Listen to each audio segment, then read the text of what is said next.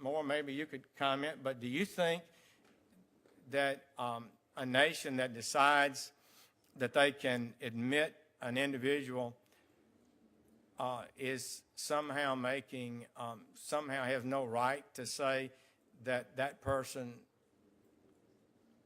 brother would have to qualify independently rather than being given a guaranteed entry into the country? Do you think a country could legitimately make that decision?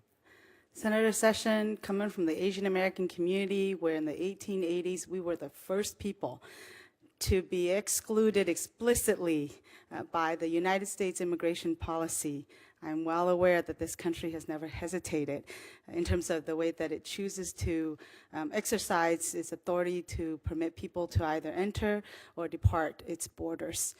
And we know that the Asian American community in particular didn't get to enjoy the benefit of immigration to this country until the 1960s when those restrictionist policies were lifted. So I know very well and am very aware that Well, immigration... so you would just say that it seems to me it's perfectly logical to think that there are two individuals, let's say in a good, friendly country like Honduras.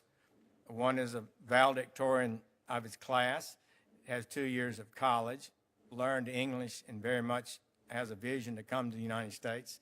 And another one who dropped out of high school has minimal skills. Both are 20 years of age, and that latter person has a brother here.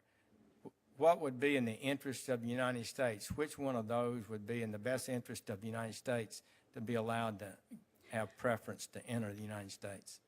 Senator, I think that under your scenario, people can conclude about which one would be in the best interest of the United States. I think the more realistic scenario is that in the second situation, that individual would be female, would not have been permitted to get an education. And if we were to create a system where there was some kind of preference given to, say, education, or some other kind of metrics, I think that it would truly disadvantage specifically women and their opportunity to come into this country. Well, that certainly is a problem around the world, and I would think the primary problem with education and the fact that women have been discriminated against should be focused on the countries that are doing that primarily.